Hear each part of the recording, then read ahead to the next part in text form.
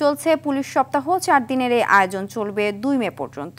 এই উপলক্ষে জনমনে আস্থা ফেরাতে জনবান্ধব পুলিশ হতে লজিস্টিক সাপোর্ট বাড়ানো, গবেষণা বৃদ্ধি সহ একগুচ্ছ পরিকল্পনা হাতে নিয়েছে পুলিশ। দ্বিতীয় দিনে রাজধানী সহ সারা দেশে বিভিন্ন কার্যক্রম পরিচালনা করা হচ্ছে। CID, RAB, tourist police, PBI, anti terrorism unit, highway police, APBN, railway police, নৌ পুলিশ, শিল্পাঞ্চল পুলিশ সহ সব বাহিনী নিজ উদ্যোগে পুলিশ সপ্তাহ পালন করছে। রাজধানীর বিভিন্ন স্থানে বাড়তি দায়িত্ব পালন করছে পুলিশ। সচেতনতা বাড়াতে ও অপরাধীদের আইনের আওতায় আনতে তৎপর রয়েছে।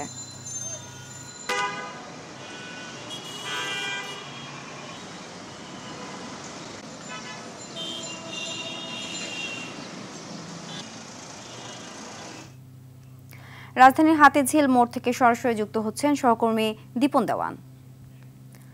দীপন, পুলিশ সপ্তাহ উপলক্ষে রাজধানীতে বাহিনীটির তৎপরতা কেমন দেখছেন? সাধারণত পুলিশ সপ্তাহ যখন শুরু হয় তখন আমরা যেটা দেখি যে শহরের বিভিন্ন পয়েন্টগুলিতে প্রচণ্ড পরিমাণে ব্যানার, ফেস্টুন, পুলিশের বিভিন্ন ধরনের কর্মকাণ্ডের এই সমস্ত ব্যানার, ফেস্টুন সম্বলিত বিভিন্ন জিনিসপত্র দেখা যায়। কিন্তু এবারের পুলিশ সপ্তাহে আমরা সেই জিনিসটা একদমই দেখিনি।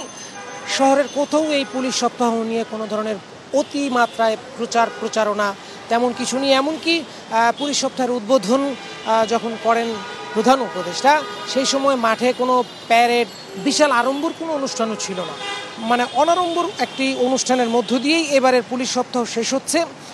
আর এবারের পুলিশ সপ্তাহে গতকালকে আইজিপিকে সামনে পেয়ে পুলিশ সদস্যরা অনেক ধরনের দাবি দেওয়া তুলেছেন। সেই দাবি দেওয়ার মধ্যে যদি আমি একটু উল্লেখ করি, সেখানে বলা যায় যে পুলিশ কমিশন বলতে একটি বিষয়কে তারা খুব দ্রুত বাস্তবায়নের দাবি জানিয়েছেন। কারণ হচ্ছে বিগত সময়গুলোতে, বিগত সরকারের সময় পুলিশকে মানুষ, রাজনৈতিক দলগুলো তাদের প্রয়োজনে ব্যবহার করেছেন এবং যার কারণে বিভিন্ন সময়ে এই রাজনৈতিক ব্যবহারের ফলে পুলিশ সাধারণ মানুষের কাছে বিতর্কিত হয়েছে এবং যার প্রভাব দেখা গেছে 5 আগস্টের আগে যেই জুলাই আগস্ট আন্দোলন ছিল সেই সময়টাতে।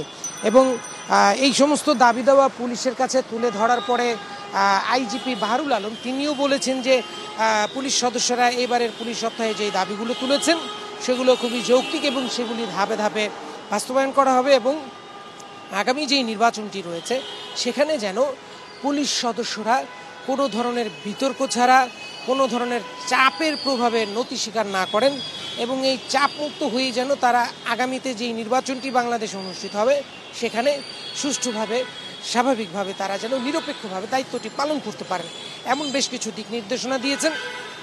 আগামীকালকে এই পুলিশ সপ্তাহের সমাপনী দিনে বিভিন্ন শ্রেণী পেশার মানুষের সাথেও পুলিশ সদস্যদের একটি আলোচনা রয়েছে। তার মধ্য দিয়েই এবারের পুলিশ সপ্তাহটি শেষ হবে। সিনথিয়া,